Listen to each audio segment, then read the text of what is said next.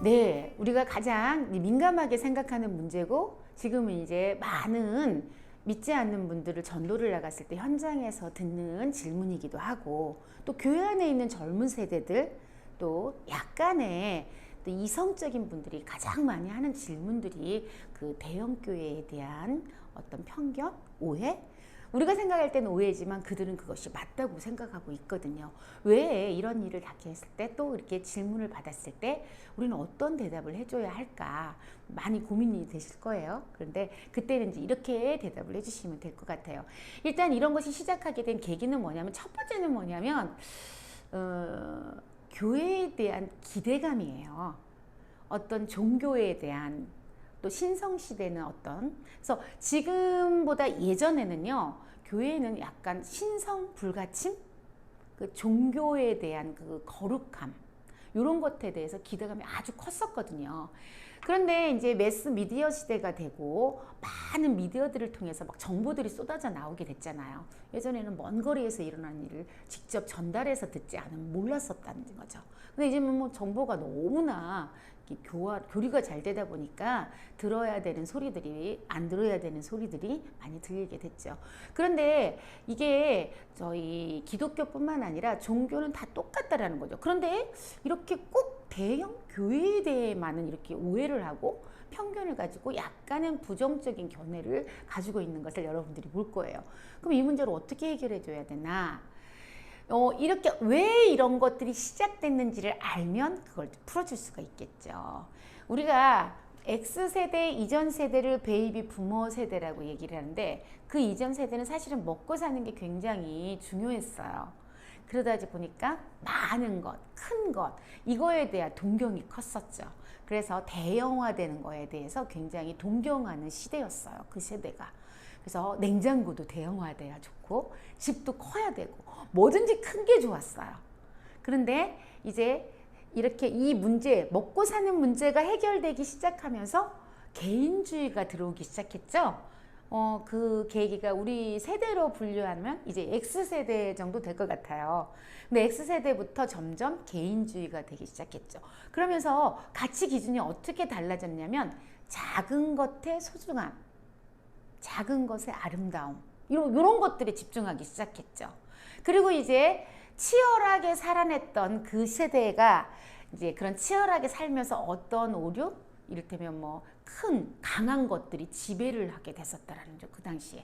그러니까 이 강한 것들, 큰 것들에게 피해를 입었던 작은 것들 이런 것들이 이제 거기에 반발하는 그런 마인드들이 그 문화, 정서가 흐르게 됐거든요. 가장 대표적인 게 뭐냐면 사실은 기업이에요. 그래서 대기업화 되기 시작하고 산업화가 가속화되기 시작하고 우리나라가 경제 성장을 극도로 이루기 시작하면서 실은 이제 피해를 입은 작은 기업들, 중소기업들 이런 것들을 우리가 어렸을 때부터 보고 자란 거죠. 그런데 반대로 우리의 정서는 어때요? 작은 거의 소중함을 알게는 개인주의는 되어가고 그러니까 결국은 나중에 여기서 진행되다 보니까 큰 거에 대한 피해의식과 비교의식과 상실감과 이런 것들이 어떻게 부정적인 대형 큰 거에 대한 부정적인 견해가 됐다는 거죠. 근데 이것이 대기업 세상에 그대로 이제 적용이 된 거잖아요.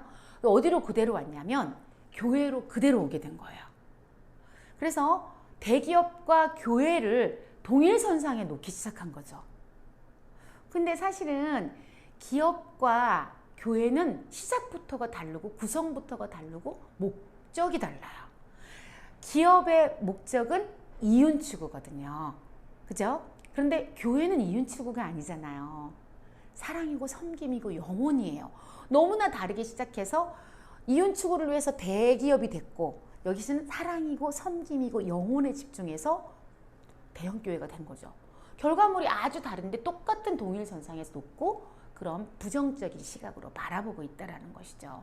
그리고 여러분들이 정말 알아야 될 것이고 또 그렇게 오해하고 있는 분들에게 이야기 들려줘야 되는 것은 뭐냐면 이 대형 교회가 되기까지 하나님의 역사하심이죠. 성령님께서 함께 해주지 않았다면 이 작은 교회, 개척교회에서부터 시작해서 처음서부터 대형 교회였던 교회는 없어요. 저희 세이덴 교회만 해도 목사님, 권사님, 사모님 세 분이서 시작한 교회예요. 개척교회. 아주 작았어요. 그런데 어떻게 하나님이 역사를 해주셨다라는 거죠. 성령님의 역사와 임재 가운데서 지금의 세해된 교회가 됐고 그 결과물, 열매가 축복의 결과물이 대형교회가 됐다라는 거죠. 그런데 세상의 잣대로 그대로 바라보다 보니까 어떻게 됐어요? 이 하나님의 축복을 부정적으로 바라보고 부끄러워하게 됐다라는 거죠. 이제 교회가 커지다 보니 작았을 때 모두 다 하던 것보다 어떤 시스템이 도입되고 세상의 어떤 조직들을 이용해서 사명을 감당하고 사역을 하는 건 맞아요. 그러나 그 목적이 이윤 추구는 아니라는 거죠. 기업화가 됐다고 대형화됐다고 해서 기업화가 되는 건 아니라는 거예요.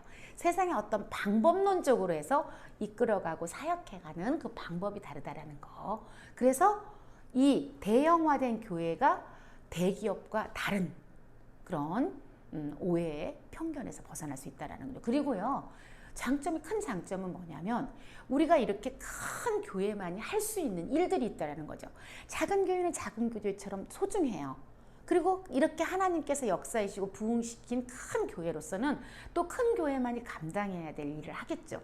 그런 것들이 뭐예요? 이렇게 힘들고 침체되었을 때 우리 세해된 교회가 지금 이번에 하고 있는 목회 컨퍼런스, 리스타트 목회 컨퍼런스 2023 이런 행사를 통해서 작은 미자립교회, 미래자립교회들을 섬겨주고 같이 세움과 되는, 이거는 대형교회만이 할 수 있는 일이잖아요.